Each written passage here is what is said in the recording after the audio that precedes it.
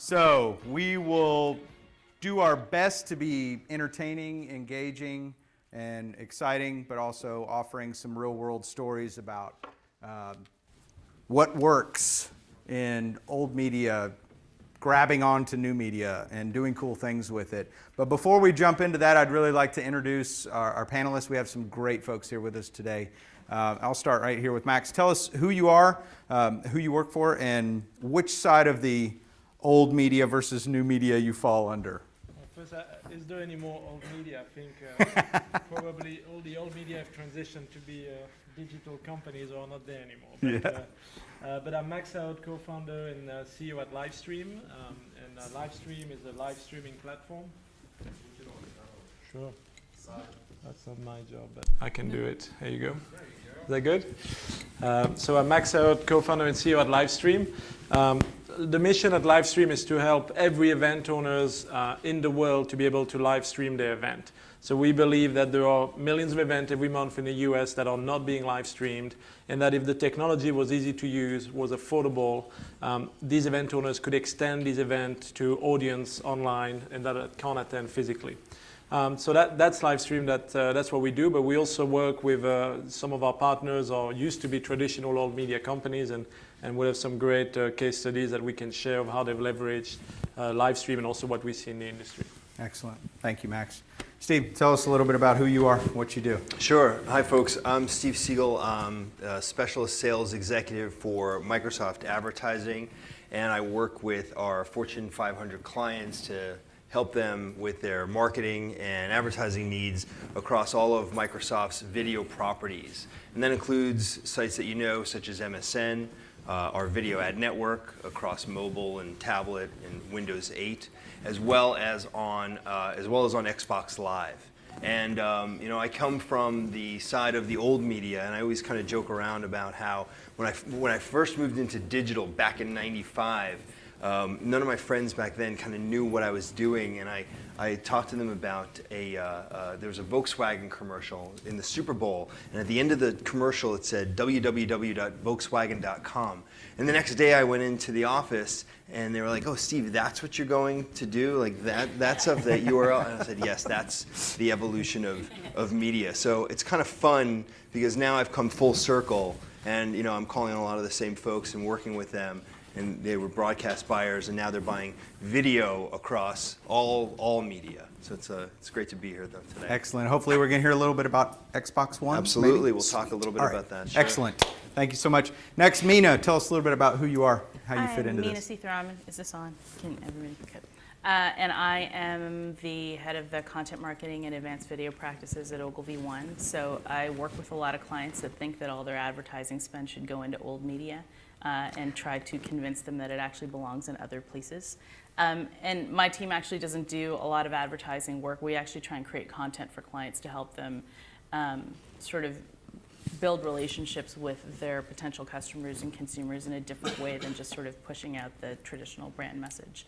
And it's interesting, the whole like www, are you going to do that?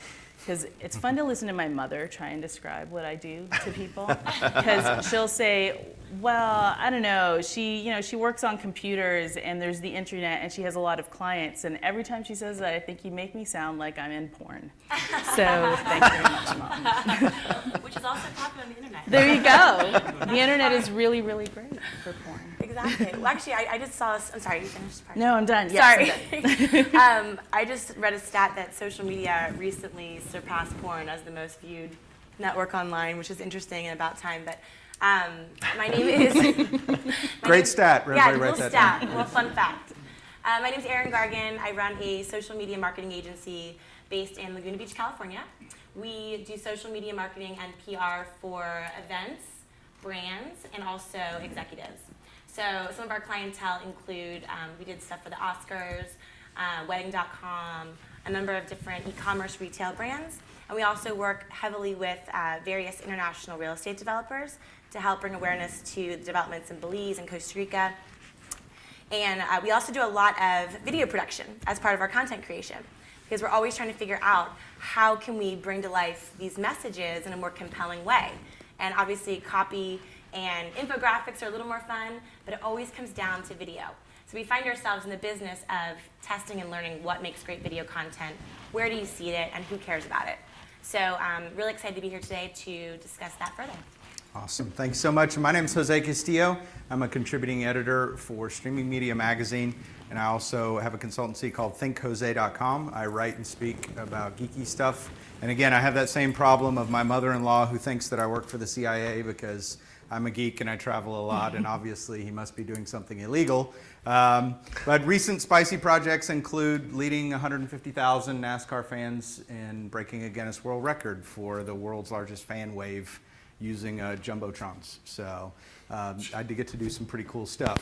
So let's talk a little bit about old media. And Max, you said it first. The title for this panel, I think, is a little misleading. Is there any more old media companies? Have people transitioned enough to being media groups? I was talking with a large newspaper, had a representative here, and they said, we don't call ourselves a newspaper anymore, we're a media group.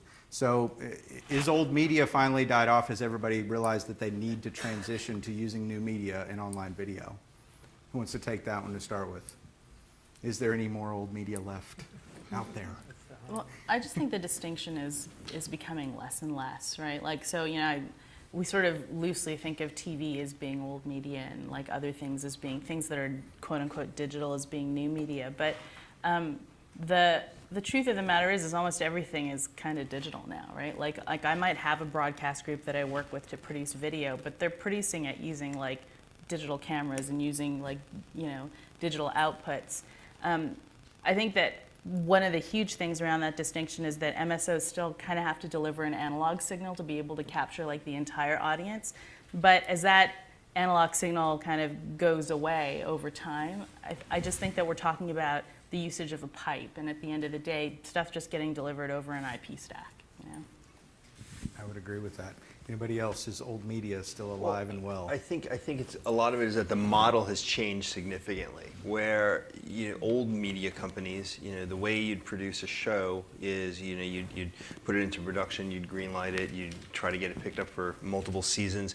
That's changed drastically because of digital, where good content bubbles up to the top, and you can produce a show for next to nothing.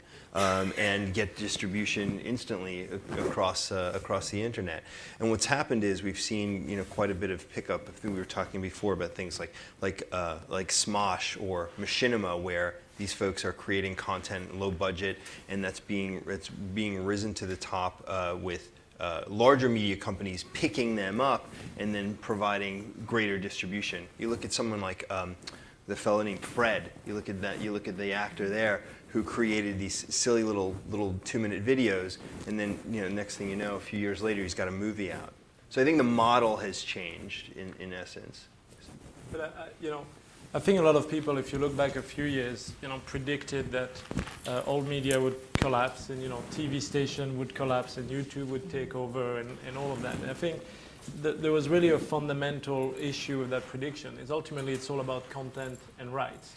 And I think it's a really, really exciting phase, because it was so frustrating that you could only watch HBO or your cable channel on a TV, right, an analog TV. And thanks to TV everywhere and the full ecosystem embracing that, you'll start to see these the cable operators and everywhere being able to adapt and basically reach you wherever you are, right, on your cell phone, on your connected TV, on your tablets. And so ultimately what you would call old media company, whether it's an MSO or broadcasters, what they really are is business model. They're really good business, whether cable is all about getting subscription fees and getting you to pay for a package for the basic and funding a whole sport ecosystem out of it. I don't think that will go away. What was really frustrating is the business model is frustrating. Everybody would like to get everything a la carte, but I think that we're going to have to live that for it for a long time. But what was really frustrating is that they were not able to follow the innovation and were not able to follow the viewers where they wanted to watch it. Mm-hmm. So that's all being resolved, and I don't think that ultimately we have to think of it as the next YouTube channel is going to take on ABC or or NBC, or that all the sport will be streaming online a la carte, and you'll be able to get the NFL, all the games for just a few dollars a month or whatever. Ultimately, for some people that's depressing. It's not going to happen. But what I think is really exciting is that the whole media industry, without necessarily dying, now there are some challenges, now embracing all the device and all of the choice that we want. And then they're also innovating. We can talk about different case study, but I think it's an exciting time where this prediction that everything will collapse is kind of going away. But we, as consumer, we kind of starting to get what we want, I think, and it's pretty exciting. So. I agree. Well, I agree with that as well. And also, as being consumers, we have also become the media in our own way, right? Because now, who is the new media? It's whoever has the most influence, whoever has the new credibility. So when you talk about old media, I think about, the New York Times. I think about, ABC. I think about the people who were bringing us what was going on. But now with social media and video and with mobile, we're all publishers, we're all content creators. And so how does the old media stand out from the noise? And I think the answer to that is that they have to leverage the fact that they have the eyeballs, they have the audience, they have the influence, but they shouldn't view new media as a competitor, but more as a complement. And how do they blend that and fold that into their business model, to your point? So, in looking at companies like the New York Times or even the Wall Street Journal, who is still monetizing all their digital content, all their video content. So the old media monetization model is still holding on strong. And so understanding how that adapts moving forward with how we create and curate content is, I think, the big question. And it's a bit Wild West, because I think it's almost organized chaos. Everyone's trying to figure out how to not only monetize and measure, but also take that data and apply those insights to the front end and how we create great content that tells great stories. The media are ultimately storytellers. And so how do they kind of leverage that in a way that doesn't, usurp the influencers online? So. And the measurement factor, I think, is actually key, right? Like, that's one of the things that drives the big split. I was recently in this meeting with a whole bunch of, ad sales execs from, ABC and NBC and CBS, and a bunch of buyers on the media side. And it was really interesting, only because we have this thing called the GRP that everybody in kind of old media feels like they understand. They kind of take it as gospel, and they're like, where's my digital equivalent of the GRP? And as a person who grew up digitally, I actually have a problem with the GRP, right? Because it's it's a supposition. Yes, it means I delivered that many advertisements to that many households within, a given footprint. But are you actually paying attention to my advertising? What mindset were you when you saw it? Did you DVR my stuff and then fast forward through that ad? But at the same time, while we have a lot of really good data on folks kind of in the digital space and what they're doing, when it comes down to a second screen experience, which is where a lot of networks have sort of pushed their kind of digital complement, as you mentioned it, to their quote unquote old media, there's actually, nobody's been able to sort of definitively prove that this is a companion experience and not a distraction experience, right? And so I think that it's hard to get to a combined CP, whatever, a combined GRP, and I think that that's a little bit of a hurdle for people in terms of a business model, in terms of how I measure across stuff, because there's a lot of parity right now. Yeah. And so if we look at some examples like the CBS keynote this morning, which was wonderful. I don't know if you got a chance to see it or not. We have taped those, and all those will be live online at streamingmedia.com later after the show. But it was amazing to hear all the stories of how they're interacting with their viewers and providing backstage additional video content and live chatting with the actors and actresses. What are some other short little clips that you guys can share with the audience here of what we would call old traditional media that are doing it the right way? What are some examples of that, just real quick?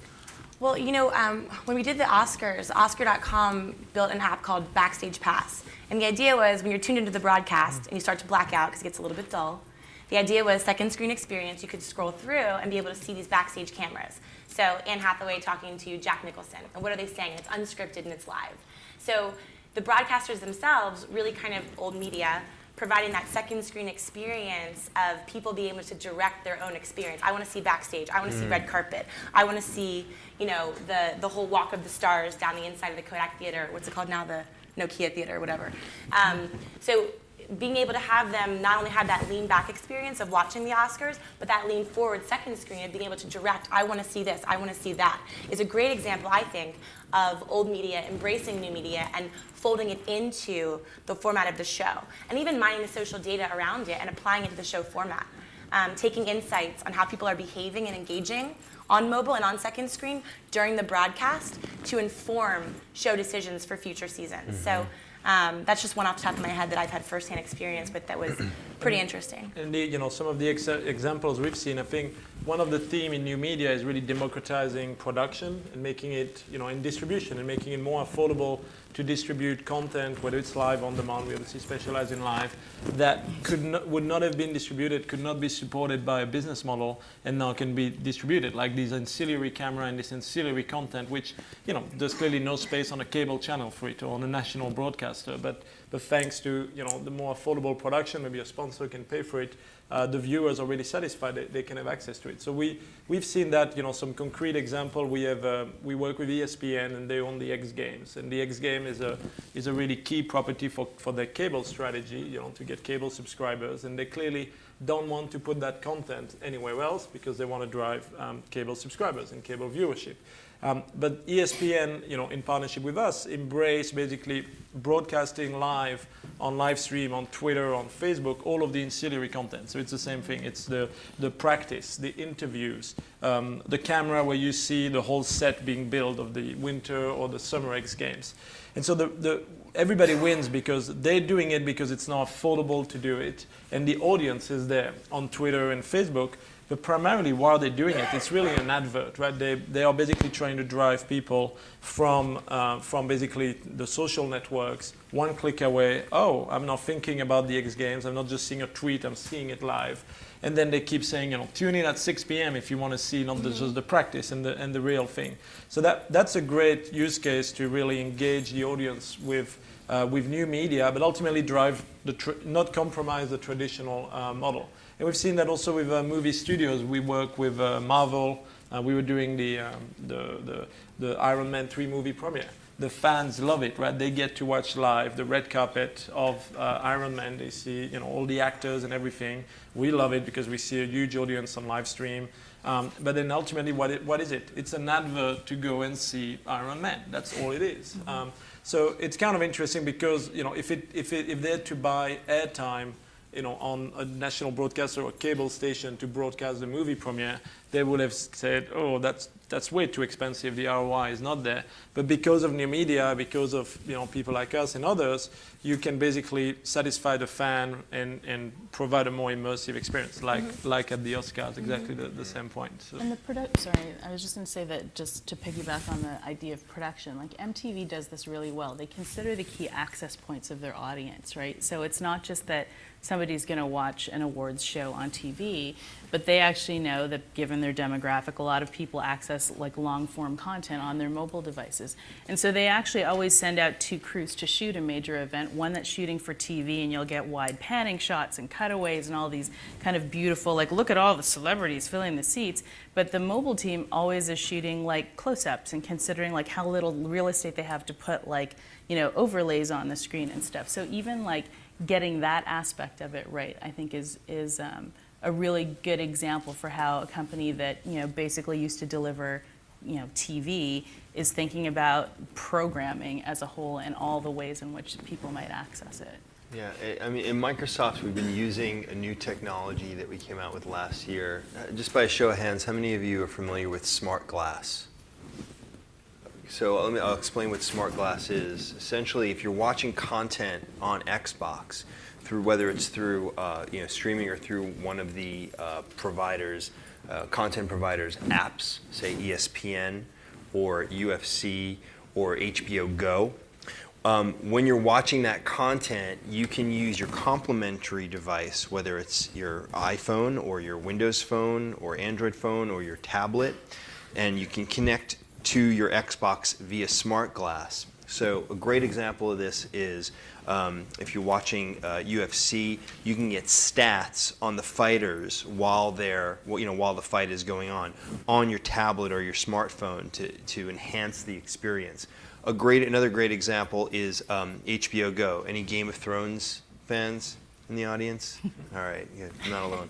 And essentially, when you're watching a show like Game of Thrones with a very immersive world with lots of characters and lots of different locations and maps and content in that world, you kind of get mixed up sometimes. You're like, oh, which house is this and who's that? And so the Smart Glass app gives you a full map of the world, and it tells you character bios and information about the individuals, as well as behind the scenes information about the actors as well, that complement the on-screen activity. So it's another way that we're leveraging kind of that core traditional content and enhancing it with multiple screens in the experience.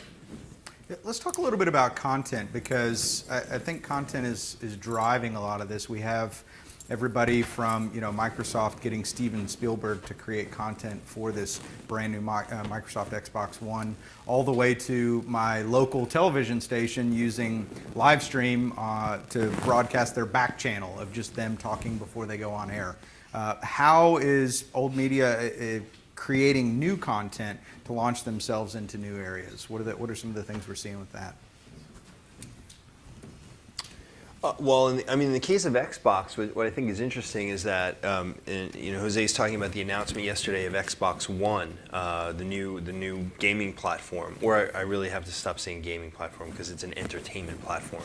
As a matter of fact, our recent stats show that more people are using their Xbox to consume video content than they are even playing video games anymore, which is Do you have any official numbers on that? Or yeah, I believe it's 46% of folks are using it for video content consumption, whereas 42% are using it for gaming content consumption. So the numbers have shifted because it's a content platform.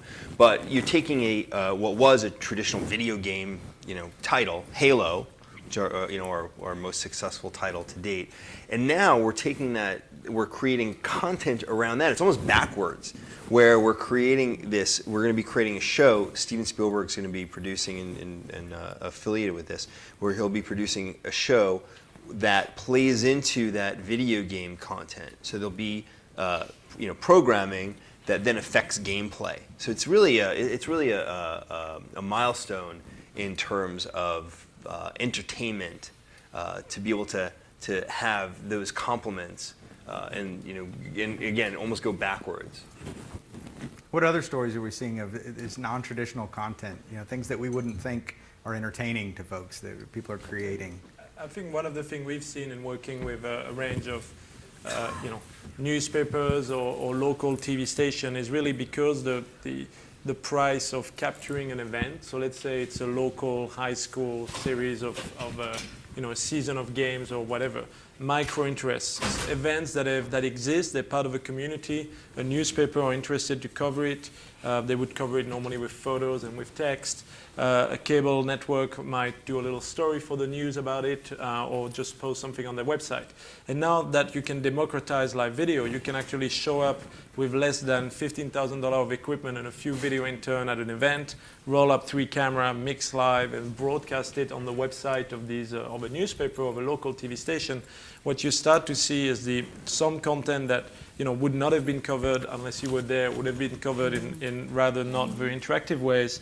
Because of new media, you can start building models around that. You can start building an audience.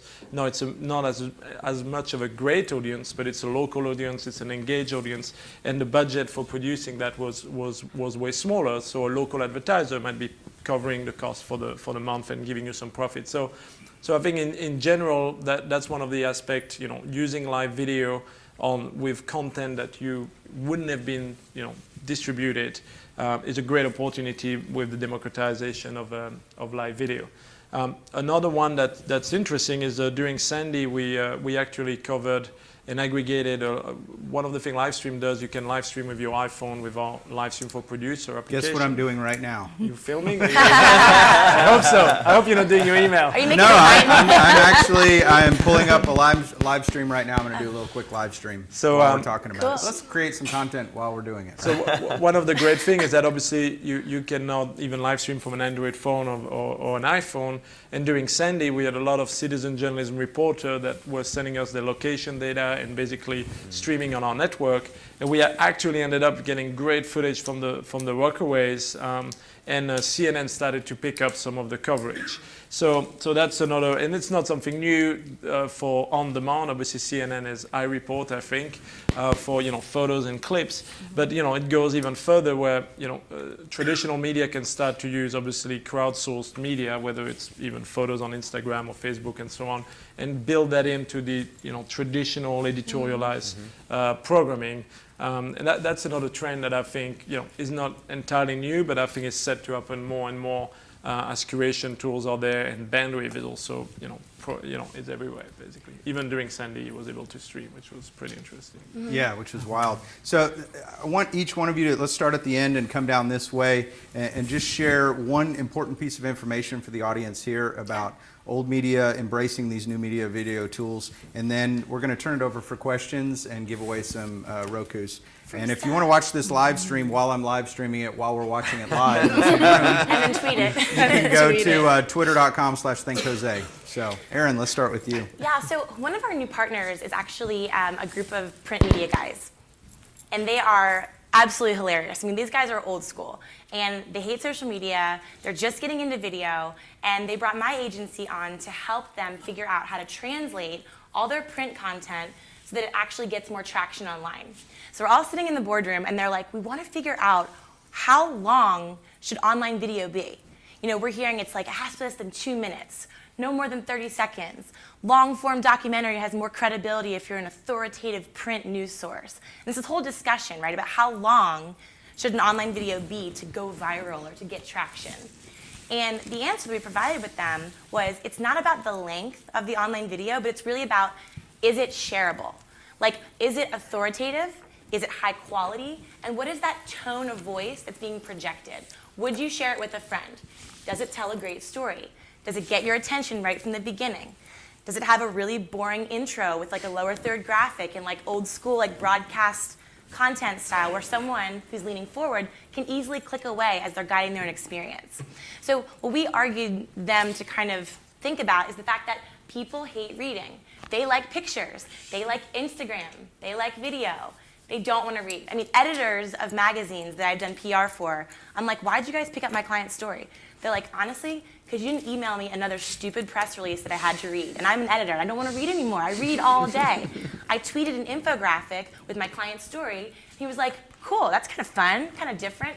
Picked it up. Front cover of the Islands magazine, my client, Sanctuary Belize. Just thinking differently and challenging the way that things have always been done is really helpful. So for online video, it's challenging these content creators, these print content creators, to think about shareability when they're formatting how they're putting it together and how they're distributing it, is what we found. Thank you, Aaron. Nina. Just to build a little bit on what Aaron was talking about, we get asked this question a lot, like how long should my video be? And everybody sort of latches on to this like under 3 minute number. And the truth is it's really about like storytelling, right? Yeah. Like at the end of the day, like shareability, if that's a goal, is really important. For some of our clients, it's actually not the goal, but to tell a really good story. So the line that I always use, which as you can imagine, given some of the clients that Ogilvy has turns faces red, is it should be a lot like a woman's skirt, right? It should be like long enough to cover the topic, but short enough to keep me interested. And that's really the only guideline that I have. Like, you can tell a great story in 10 minutes in an online video, and someone will probably watch that if it's the right story. And we just recently did a program with IBM, of all folks, called Atomic Memory, and it's really all about nanotechnologies and memory and how they enable all of the things that we live with. And the challenge that IBM has, in fact, is that now that nobody has an IBM ThinkPad on their desk, there's no day-to-day connection to that brand, and yet probably like 80% of what you encounter during the day is in some form influenced by IBM. So we actually worked with one of their scientists, and we did a short film called A Boy and His Atom. And yay, somebody knows it. And it's actually the #1 viewed video on their channel right now. Surpassed Centennial, surpassed everything that they've done. It was picked up by I Effing Love Science. It was picked up by, it was the most shared video of the day on BBC. So it actually did kind of amazingly well, and the brief was totally different. And so we got a client who really thinks about, like, how am I going to advertise to, the 20 people who sign checks for Blade servers in the world, to think about, like, a completely different kind of brief that is really all about, like, how do I create a human connection to my brand when there isn't sort of a day-to-day tangibility. And we did everything that actually Max was talking about. We shot behind the scenes video. We actually had the scientist blogging and tweeting and answering comments on YouTube. Even the brand marketing people, they kind of jumped in and started answering comments and getting really engaged. And so within 24 hours, it was the #1 viewed video of all time on their channel, and has completely surpassed that since then. The last that I looked, I think we're up at around 2 million, 2.5 million views, which for a video about atoms is kind of amazing. So I really think that it's about, like, helping clients to understand the value of storytelling in the broader context, and then figuring out how to use that to deliver on a real goal, not trying to get some new thing out of, like, a really old set of KPIs that's really just about, like, I want to sell a server, I want to sell consulting services. That's great. That's whoever tells the best story wins. I agree. Sure. Just one more thing on Yeah. what you just said. Also, a lot of people keep talking about how, you shouldn't take TV style video and try to put it on the web. It doesn't work, right? But I believe, did you guys do the Dove campaign where it was only 4% of women think they're beautiful? Oh, out of Ogilvy, that was Brazil. Ogilvy, right? Yeah. So, just taking a look at that, that went viral on online video. But if you look at it, it was essentially a TV commercial, Totally. right? That was put on the web. So it really defied this whole advice the digital world was giving, where, web's not the place for TV commercials, for long form video. But that really proved, to your point, it's about the message. It's about evoking an emotion, whether it's shock or happiness or entertainment or whatever, making someone feel something to the point that they're sharing, they're liking, they're commenting, they're viewing. Right, So but it's to your not, point, it's yeah. not a field of dreams, right? So Agreed. don't take your TV spot that you made for TV Right. and stick it up online and think that's Right. going viral, which is a word we all hate. Right.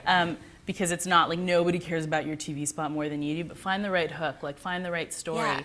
And don't, like, quality matters online. Sorry, I know I'm giving, like, all kinds of things right now, but I'll have clients that say, I can just go out and shoot it with my iPhone and put it up online because it's digital, right? Like, nobody cares. No, like, people care in digital about the quality of the content that they're watching.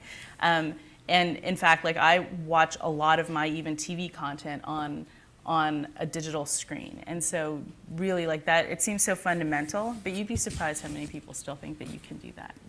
Did anybody see the P&G long form spot about the Special Olympics? I don't know if anybody caught that recently. I happened upon it a few weeks ago, and P&G did a fantastic job. It was Maria Shriver.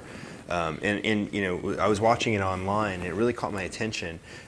P&G wasn't mentioned until the very end, but Maria Shriver's talking about her mother, who had founded the Special Olympics, and the whole story about what an amazing woman her mom was, and what she did for folks with special needs.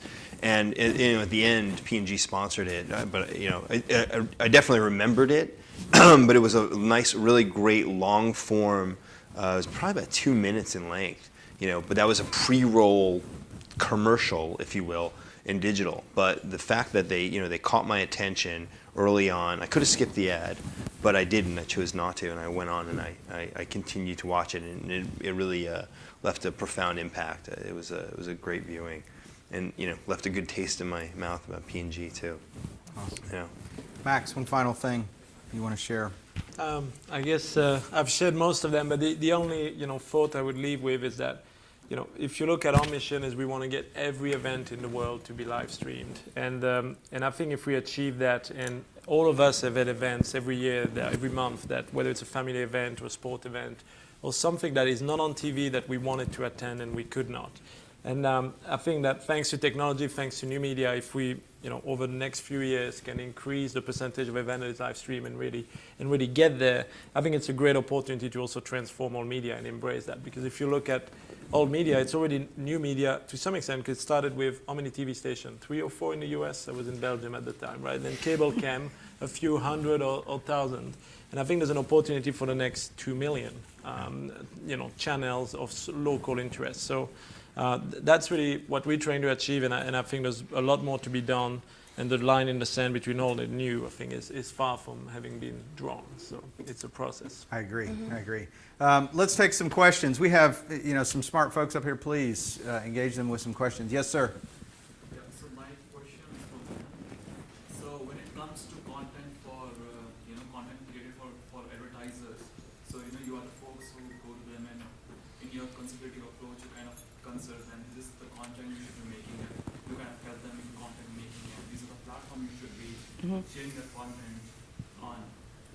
So based on your experience with these advertisers, because they are the people who just go for, best bang for their bucks. And considering, all these talks are going around that, new media is catching up and, this is the future. But there's a huge installed base of television, there's a huge installed base of digital signages, newspaper spots, billboards, which even a person who's just walking by cannot, skip. So based on your experience, what gives the best bang for their bucks? What they spend in terms of, obviously they can't shy away from new media, and they can't replace something like traditional media with new media.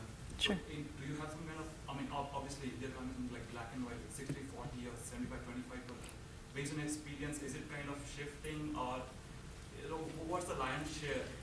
Let me repeat the question for the video. To different industry, but based on your experience, say FMCG or BFSI. So let me repeat the question for the video. Creating content for advertisers, what's the best bang for the buck? What are you encouraging people to I'm going to give the answer that nobody likes to hear, which is it depends. And what it depends upon is actually the goals. And so the challenge that we have is that where advertisers tend to start is in a predetermined channel mix, right? So they say to themselves, well, I'm going to do TV because TV's always worked for me, right? And so what I always tell them is like, is that by default or by design? Like, does it work for you because that's the only place you put your money? Because then I'm pretty sure it's going to work for you. But if we actually take a look at your audience and the goals that you have, maybe we should be thinking a little bit smarter about where that spend goes. And we actually convinced a client last year to do an experiment with us because they actually didn't have enough money to do a big TV media spend. And so we have a program that we call Flypaper. And I won't go into the details of it, but it basically figures out the right kind of semantic maps and vernacular that a particular audience target is using. And we use that as a trigger. And so we said, take a fraction of your TV budget, and put it towards this type of a program. And we're betting that you'll actually, within the first week, start to see leads convert. And so we use it as a direct kind of response tool, which most people think of video as an awareness tool. And in the first week, they drove 339,000 views. And those were media aided, because if you want volume, you still have to do media. Let's not pretend that stuff comes for free, right? But in the first week, they saw leads converting at 1.67%.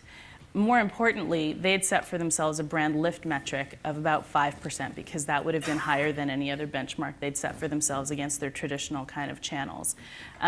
Within 4 months, they'd seen a brand lift of about 80%.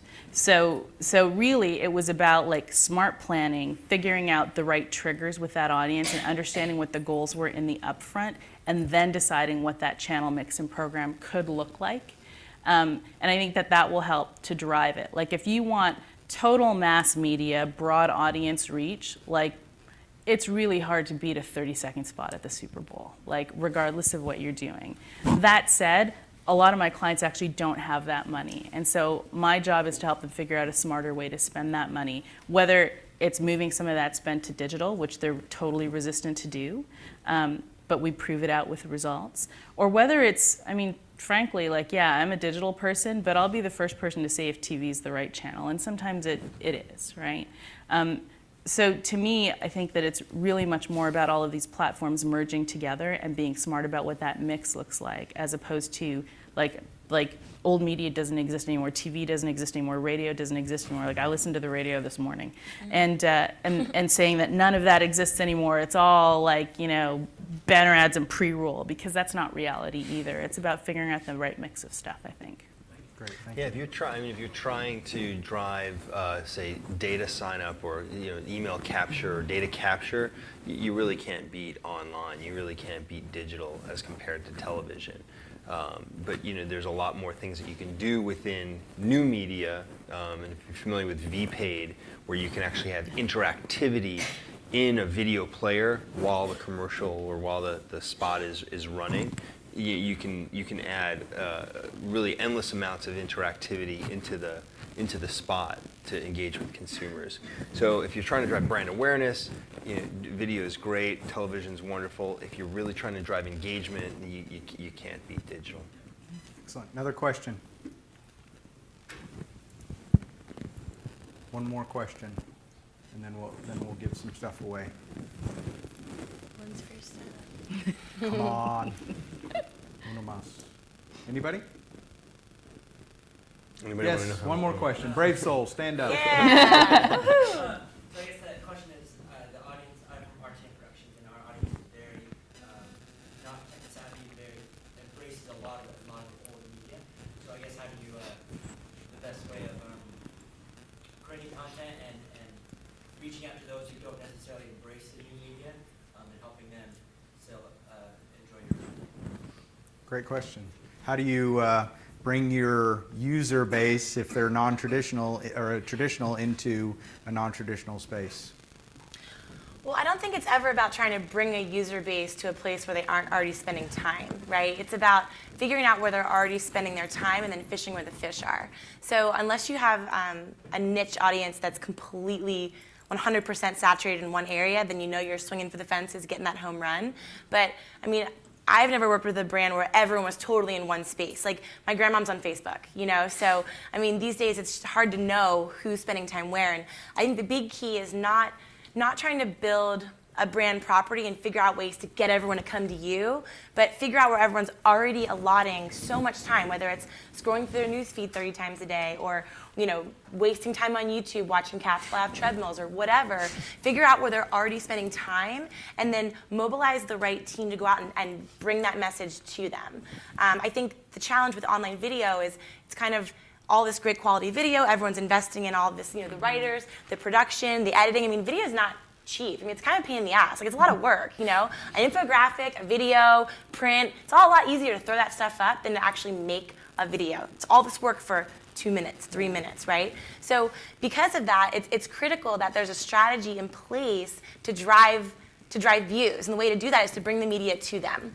So much like television, figuring out kind of your channel strategy. So we've created a great video, we think it has legs, we want to see it across the web, we want to get people watching and commenting and engaging. Well, where are they and how can I bring it to them? Who are those influencers in the space that I can already use their community to put the video in front of them? So it's not always starting from scratch on your own terms on our channel. A lot of times with online video, the more sweat equity we put into that off-platform work, kind of that hustle is what I call it, like social hustle, the more time you spend seeding that content out there, the more it starts to kind of drive those legs. So that kind of went off on a tangent on that. But I just didn't want to recommend that you try to bring them over because they are where they are, right? So just understanding that. You can't lead a horse to water. Yeah, kind of. I think. You might offer unique content, maybe like something that's behind the scenes or something that they can't get anywhere else, to try to drive them into that other channel that you're trying, whether it's mobile or online or what have you. Just so it's something that if there's content that they're really interested in that they're consuming, they're consuming on one channel, and you're trying to drive them to another channel for efficiency purposes, then maybe there's things that you might offer that's exclusive only to that other channel. You might also want to try something a little bit more subtle. So we've been talking a lot about video and social and kind of these things that if your target is I don't know, so I worked on a project last year with one of our Ogilvy groups, and the target was basically people looking for Medicare, right? And we went back to what our insights about that audience were, because what they were seeing was that CPMs on, or cost per whatever acquisition, I guess, on TV had been steadily rising over the course of the last couple of years. And there were our bet was actually that it wasn't rising. It's just that people were accessing, 5 or 6 times through different channels, that they probably were seeing the TV spot, but maybe converting online, right? And so what we did is we went back to some customer insights on 2 levels. We went back to the target audience. While they might not always be online, most people do use Google, but they also actually engage younger family members to do some searching for them to help them figure out like what they should be doing around Medicare. So that was one insight that we had. The second thing was we actually started to look at, we have this thing called the consumer intent model, and we actually use that to build semantic maps around the vernacular that consumers and customers are using to look for certain types of things. So rather than saying like, we're gonna push you to a website or we're gonna invest in more video for the website, although we did do some video, we looked at that language they were using and actually infused that into the scripting of the actual TV spots. And so as soon as they started watching the TV spot, that the language and the wording felt really familiar to them because it was like, oh, that's the thing that I'm looking for. You guys know what I'm looking for. And so people would actually pick up the phone instead of like doing a billion tons and tons of searches and then like converting somewhere else or calling a generic 800 number. They like wrote down the number from that spot and started calling because they felt like, oh, like you guys get me. So it's not about necessarily, to your point, putting people like, I'm gonna make you go to YouTube and watch my video because it's like never gonna happen, okay?